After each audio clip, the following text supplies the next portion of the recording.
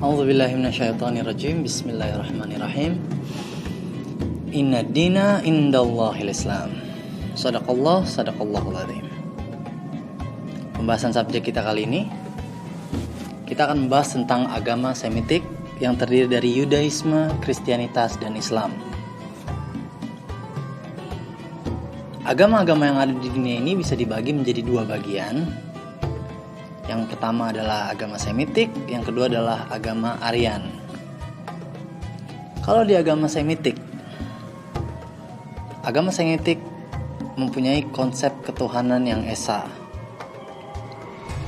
Dan dalam ajaran dasar Nabi Musa, Yesus dan Muhammad tidak ada sedikit pun perbedaan. Saya ulangi, dalam ajaran dasar Nabi Musa, Nabi Yesus, dan Nabi Muhammad, damai beserta mereka, tidak ada sedikit pun perbedaan. Sebagai contoh, ajaran yang paling pertama diberikan oleh Nabi Musa, hukum yang paling pertama diberikan oleh Nabi Musa di dalam Alkitab, di dalam kitab Ulangan pasal 6 ayat 4. Di situ tertulis dalam bahasa Ibrani, Shama Isra'ilu Adonai Eloheinu Adonai Echad. Dengarlah hai orang-orang Israel, Allah itu Tuhan kita, Allah itu Esa. Dan sekitar 1350 tahun setelah itu, seorang Yahudi terpelajar, atau lebih dikenal di dalam bahasa Alkitab sebagai ahli Taurat, mendatangi Yesus dengan bertanya kepadanya, Guru, manakah perintah yang paling utama? Lalu Yesus menjawab dalam bahasa Ibrani, kitab Markus pasal 12 ayat 29, Shama Isra'ilu Adonai Eloheinu Adonai Echad. Dengarlah hai orang-orang Israel, Allah itu Tuhan kita, Allah itu Esa. Dia mengulang kata per kata, sama seperti apa yang disebutkan oleh Musa 1350 tahun yang lalu. Dengan maksud, dalam kepercayaan, dalam keimanan tidak ada perbedaan, tidak ada perubahan. Walaupun dalam hukum yang dibawa ada perbedaan. Tapi kalau sudah kembali kepada kepercayaan tidak ada perbedaan. Dan setelah 600 tahun setelahnya, sekelompok orang Kristen mendatangi Nabi SAW di Masjid Nabawi di Madinah. Mereka berdialog selama 3 hari 3 malam. Di sana mereka tidur di masjid, mereka makan di masjid, dan mereka pun beribadah di Masjid Nabawi. Nabi SAW memperbolehkan mereka untuk melaksanakan peribadahan mereka di Masjid Nabawi. Dan di antara dialog-dialog yang mereka bicarakan, satu orang dari kelompok Kristiani bertanya kepada Nabi Muhammad, Oke Muhammad, jadi seperti apa sih konsep Tuhananmu? Dan Nabi Muhammad diperintahkan untuk menjawab, Qul wallahu ahad. Katakanlah, dialah Allah yang Maha Esa. Lalu di mana perbedaannya? Nabi Muhammad berkata ahad, kalau maksudnya adalah Esa. Yesus berkata ikhad, yang maksudnya adalah Esa. Dan Nabi Musa berkata ikhad, yang maksudnya pun juga Esa.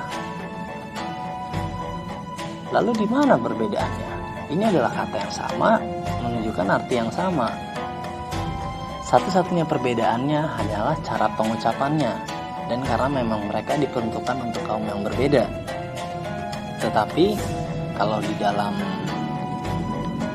pengajaran agama mereka, agama Yudaisme, agama Kristianitas, dan Islam memang terdapat banyak perbedaan.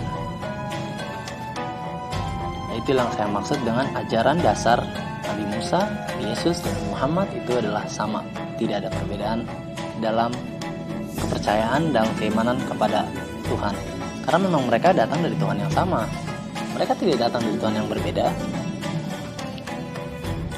Tapi bagaimana akhirnya dengan Yudaisme? Bagaimana dengan Kristianitas? Apakah mereka ada? Kalau saya bilang, mereka ada. Tapi tanpa nama itu. Kalau kamu lihat di dalam Alkitab, di Perjanjian Lama, Alkitabnya orang Yahudi yang terbagi dua, Perjanjian Baru dan Perjanjian Lama, kamu tidak akan dapat menemukan kata Yudaisme di dalamnya.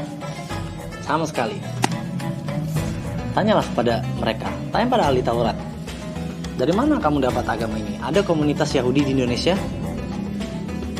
Memang kecil, semua memang mereka ada. Kalau kamu punya kesempatan, tanya mereka, dari mana kamu dapat istilah Yudaisme ini? Apakah ada di Taurat 5 buku pertama, Kejadian, Keluaran, Imamat, Bilangan, Ulangan? Apakah ada di situ? Apakah ada di Talmud? Tidak ada. Apakah ada di Mishnah? Tidak ada. Lalu bagaimana kamu bisa mempunyai nama ini? Kalau kita punya kesempatan untuk bertanya kepada Nabi Musa,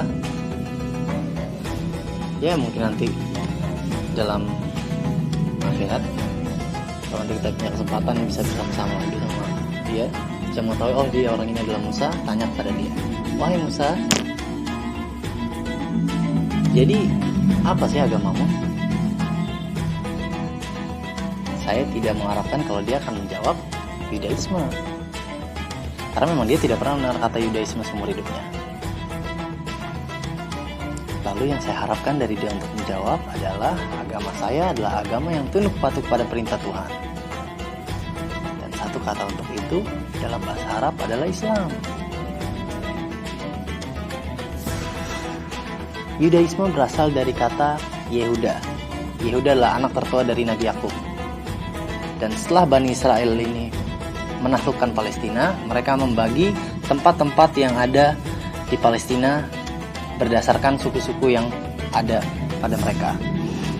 Atau mereka keturunan dari Lewi, mereka di tanah ini, mereka keturunan Bunyamin di tanah ini, dan tanah yang ditempati oleh Yehuda, anak cucu Yehuda di tanah di Palestina adalah Yudea.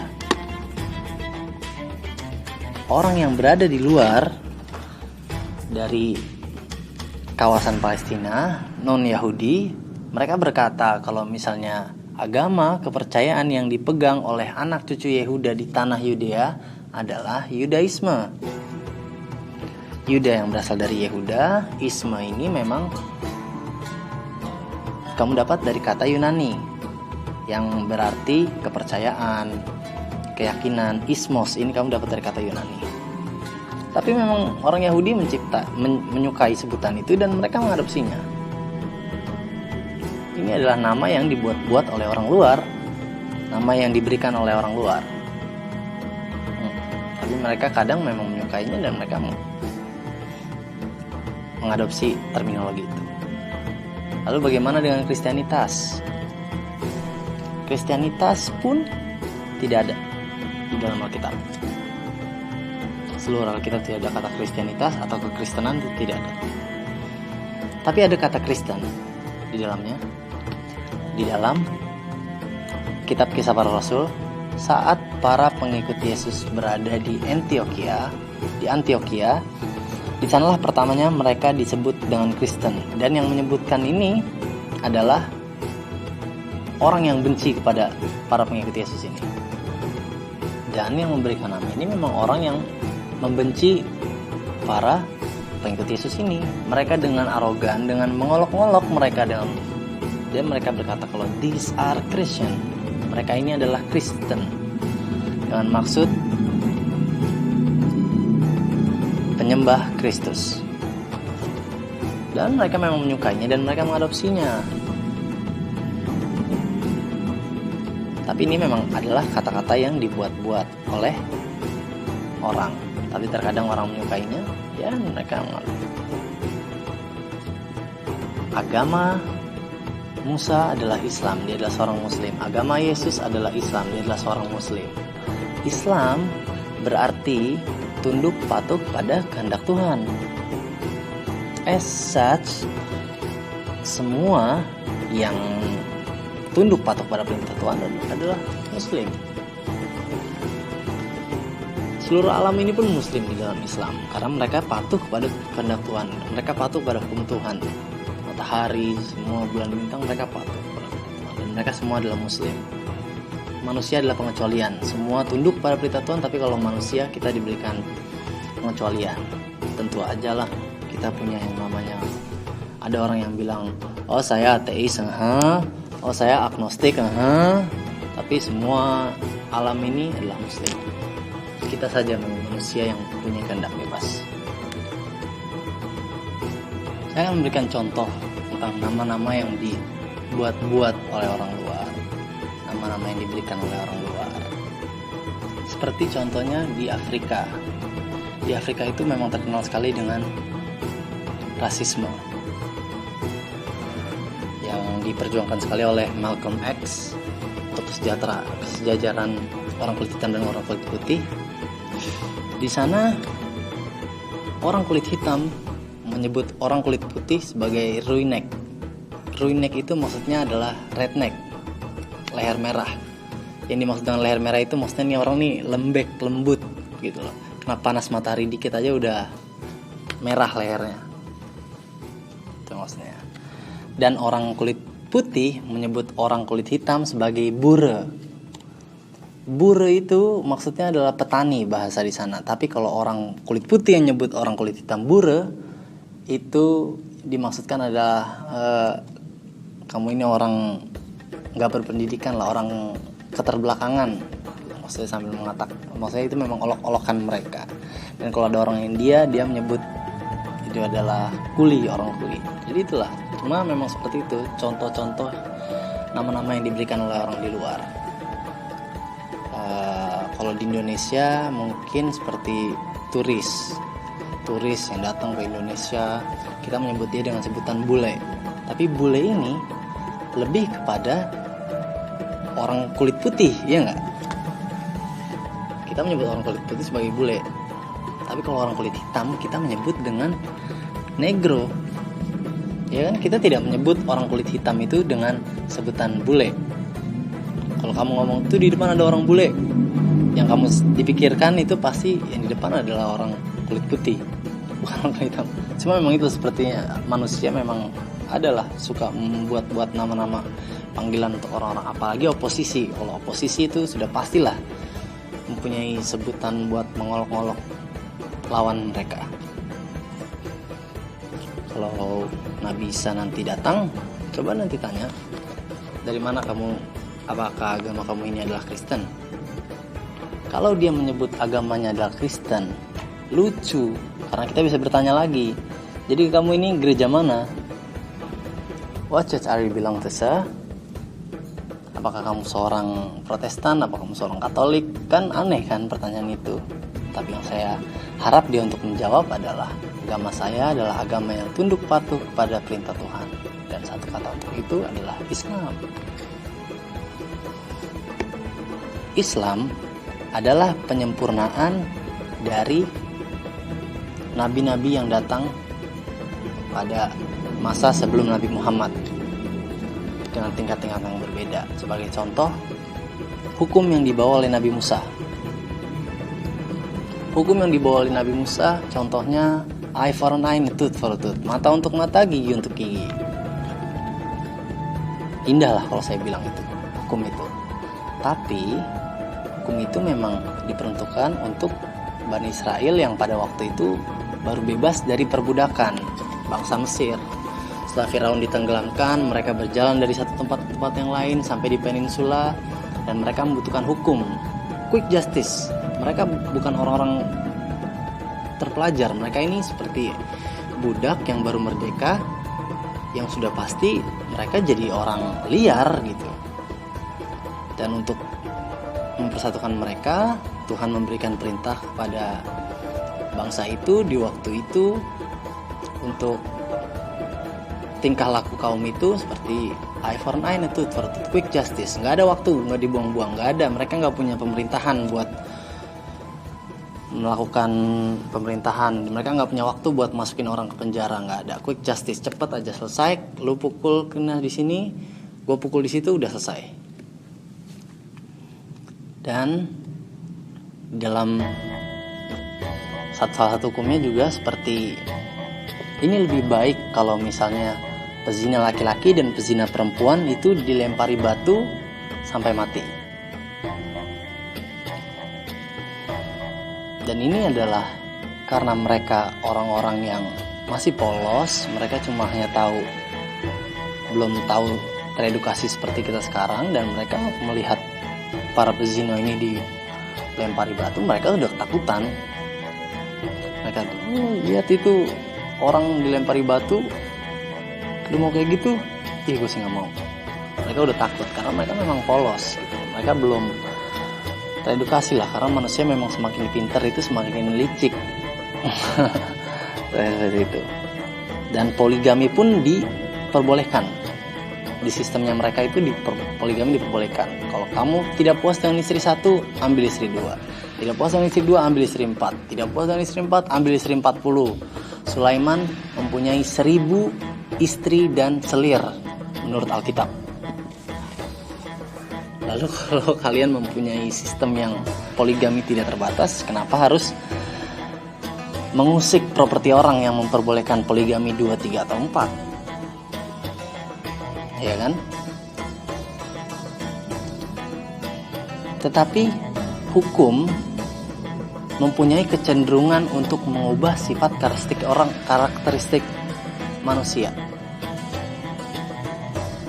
Pada masa yang lama, dengan berjalannya hukum yang statis, maka sifat manusia pun akan berubah, sifat karakteristik manusia. Seperti contoh The Holocaust, pembunuhan 6 juta orang Yahudi oleh Nazi.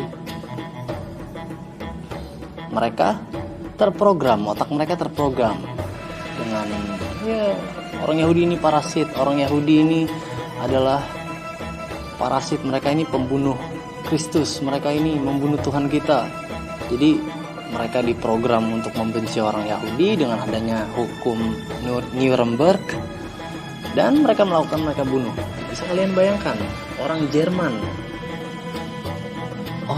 membunuh 6 juta orang.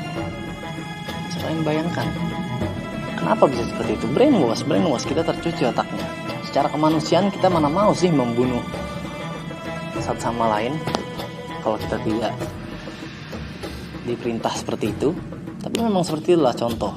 Dan di Indonesia pun kita masih banyak kok rasisme di Indonesia ini.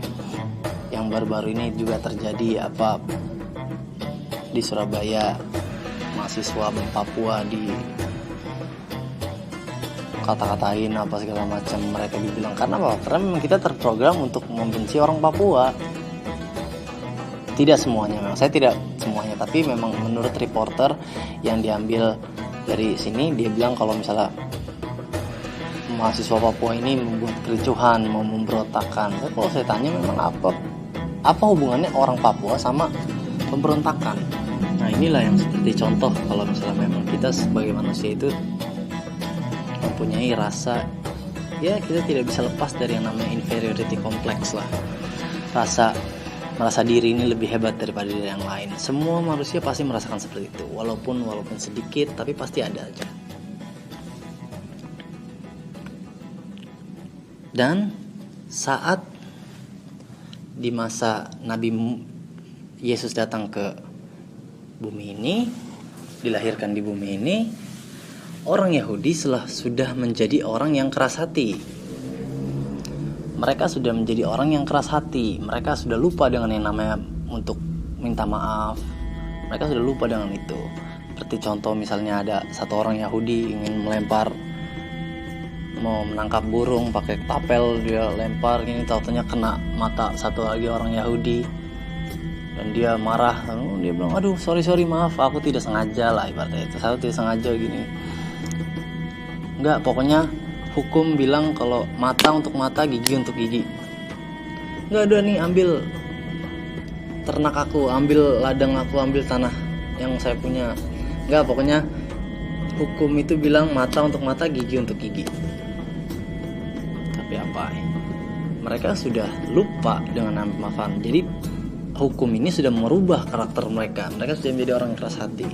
Dan Yesus datang memang bilang, ingat yang Petrus bicara tentang berapa kali harus meminta maaf kepada saudara saya.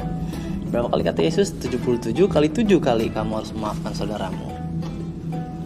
77 kali 7 kali kamu harus memaafkan saudaramu. Enggak lah, maaf. Dan berikanlah pipi kirimu. Jika kamu ditampar pipi kananmu, berilah juga pipi kirimu.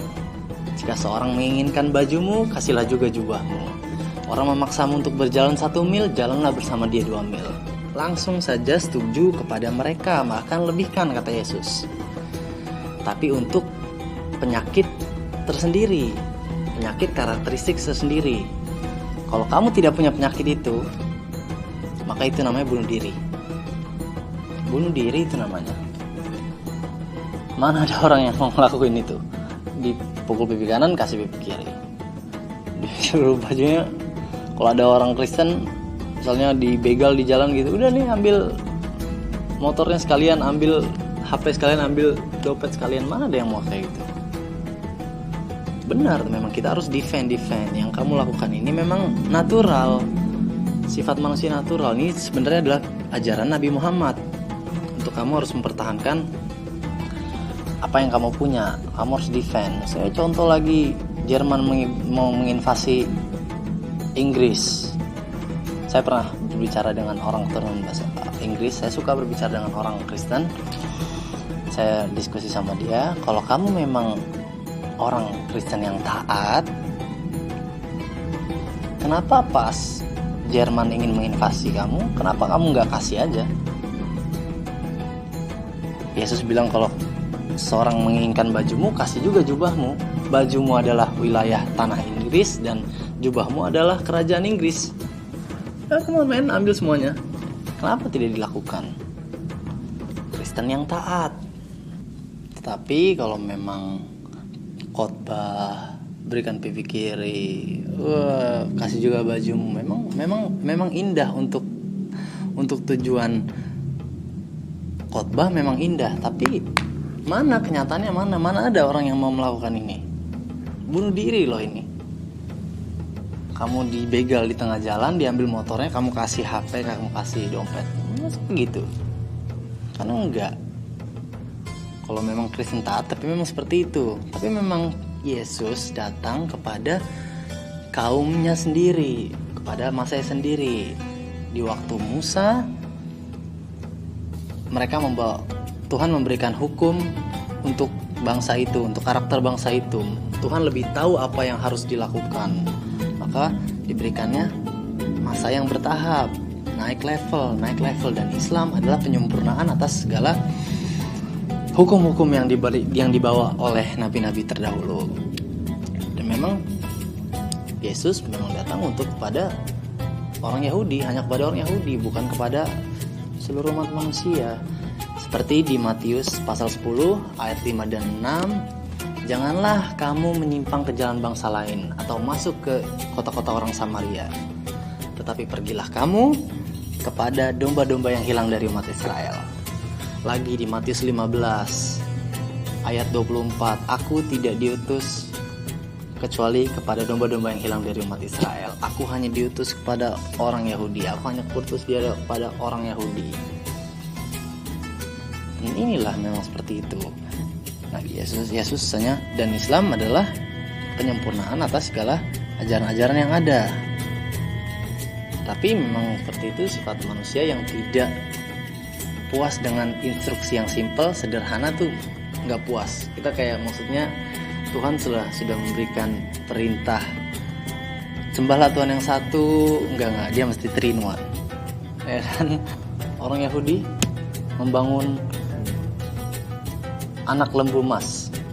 Setelah nabi-nabi diberikan kepada bangsa dia, setelah hukum terus memberitahukan kalau sembahlah Tuhan yang esa, tetapi apa? Mereka tetap membangun anak lembu emas dan they destroy them.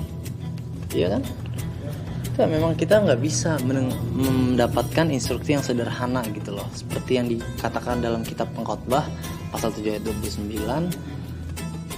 Tuhan yang Maha Kuasa telah menjadikan manusia itu sederhana. Manusia sendirilah yang membuatnya ribet dan berbelit-belit. Kita merasa terlalu pintar dengan adanya hukum-hukum ini. Dan orang Muslim pun tidak lepas dengan sifat-sifat itu. Dengan cuma memang Nabi memang sangat menekankan kalau Nabi adalah seorang utusan saja, sembahlah Tuhan yang esa. Tetapi kita ini suka membuat-buat ada-adanya, seperti contoh Maulid Nabi, Isra Miraj. Nabi tidak merayakan ulang tahunnya. Sahabat-sahabat tidak merayakan ulang tahunnya, tapi kita yang buat ini dan yang lebih parahnya lagi, kalau misalnya acara ini mungkin kalau misalnya memang kita mau kebaikan saja sih mungkin tidak apa-apa. Cuma kalau misalnya sekedar dalam hati, ini adalah hari kelahiran Nabi kita berdoa kepada Nabi, untuk Nabi semoga diberikan yang baik-baik sih, itu nggak ada masalah. Cuma kalau kita jadi mewajibkan dengan adanya Maulid Nabi, dengan adanya peringatan Isra Miraj, itu yang diwajibkan, yang itu yang jadinya bid'ah. Padahal kan tidak ada dalilnya kamu untuk melakukan hal-hal seperti itu. Ataupun juga dengan nawaitu, mau sholat mesti nawaitu usolli fardo. Nabi pun nggak ngajarkan itu. Bukan yang nggak boleh, tapi niat itu kan memang dalam hati, bukan keharusan kalau kamu harus melafazkan ini dulu sebelum sholat.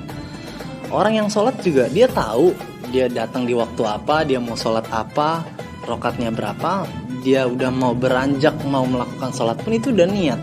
Maksudnya itu bukan. Jadi yang dia wajibkan niat itu bukan maksudnya males jadi terpaksa. Nah itu yang tidak bisa diterima sholatnya, wajib niat. Itu kalau kita dengan keinginan mau sholat itu baru. Cuma memang itulah, seperti Islam pun memang kita suka seperti itu, dan itulah sifat manusia. Sudah diberitahukan kalau misalnya Tuhan itu satu, tiada Tuhan selain dia. Enggak, dia mesti 3 in 1.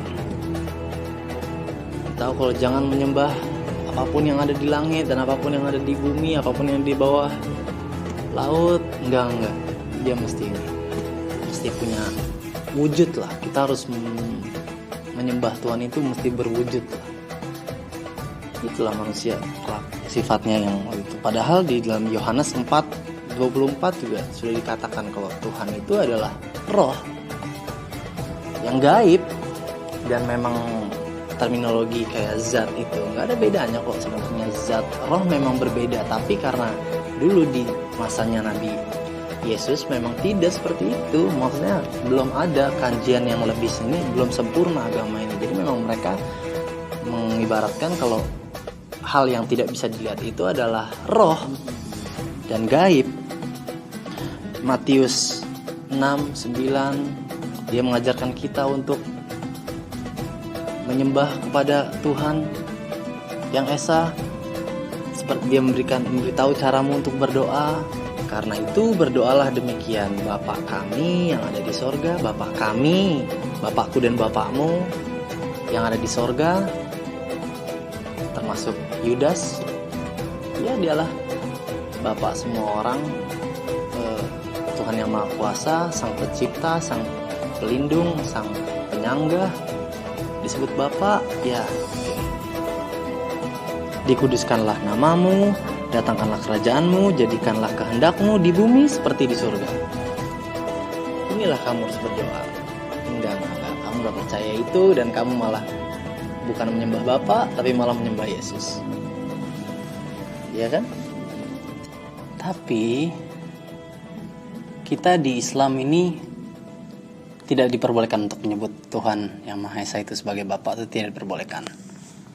Untuk di Yahudi itu boleh, tapi dalam Islam itu tidak boleh, karena makna kata Bapa ini sudah berubah dari yang seharusnya dibaca oleh orang Yahudi sebagai makna kiasan menjadi harfiah bagi orang Yunani yang dia mempunyai God beyond counting, dia mempunyai banyak Tuhan dan dia nggak masalah jika Tuhan ini disebut Bapa dan mempunyai anak yang ke dunia yang sudah berubah arti dari kata Bapa itu. Dan di dalam Al-Quran terdapat 99 nama-nama sifat-sifat Tuhan di dalam sini. Bukan 99 Tuhan, bukan. Ini adalah nama-nama Tuhan, nama yang diatributkan atas sifat-sifat Tuhan. Seperti contoh ayat yang akan saya bacakan dalam surat Hasyr. A'udzubillahi minasyaitonirrajim. Bismillahirrahmanirrahim. Wallahul ladzi la ilaha illahu. Dialah Allah yang tidak Tuhan selain Dia. Al-Malik sang raja, Al-Qudus yang maha suci, As-Salam yang maha sejahtera, Al-Mu'min yang mengaruniai keamanan, Al-Muhaimin yang maha memelihara, Al-Aziz yang maha perkasa, Al-Jabbar yang maha kuasa, Al-Mutakabbir yang memiliki segala keagungan. Subhanallahi amma yusyrikun. Maha suci Allah dari apa yang mereka persekutukan. Tapi orang Yahudi, orang Kristen, mereka tidak percaya kalau ini adalah kitab yang berisi 100% firman Tuhan. Mereka berkata kalau ini adalah ciptaan Muhammad. Dan Muhammad memberikan 99. Coba kalian semua yang menonton ini yang bisa coba pikirkan apa tentang sifat-sifat Tuhan itu.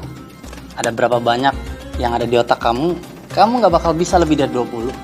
Gak bakal bisa lebih dari 20.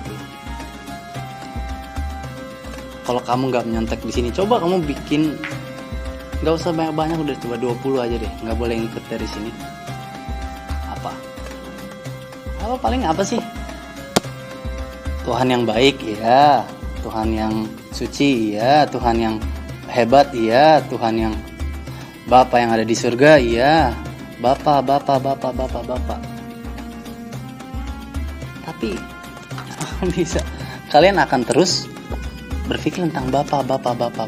Dan yang paling hebat dari buku ini, yang dituduh mengikuti kitabnya orang Yahudi, kitabnya orang Kristen, Bapa yang sudah tertanam dalam otak kalian tidak ada dalam sini. Tidak ada kata Bapa dalam sini. Amazing this book. Bagaimana ceritanya kalau kamu sudah mendoktrin orang, terus menulis apa segala macam tentang Bapa yang cinta di surga, siapa segala macam, tapi nggak ada kata Bapa tuh, nggak ada di sini. Dan padahal bahasa Arabnya untuk Bapa itu lebih gampang daripada Tuhan Rob, iya kan? Tapi memang inilah contoh bahwa mereka datang dari Tuhan yang sama, dan Al-Quran ini adalah the living miracle. Ini adalah mukjizat yang hidup. Kalau kamu bikin tentang mukjizat menghidupkan orang mati atau membelah lautan, apa itu udah terjadi, nggak bisa dibuktikan sekarang. Tapi ini adalah mukjizat yang bisa hidup sampai sekarang. Dan kesimpulan untuk pembicaraan kita malam ini, maksudnya memang itulah yang saya maksud dalam agama Semitik ini. Memang kita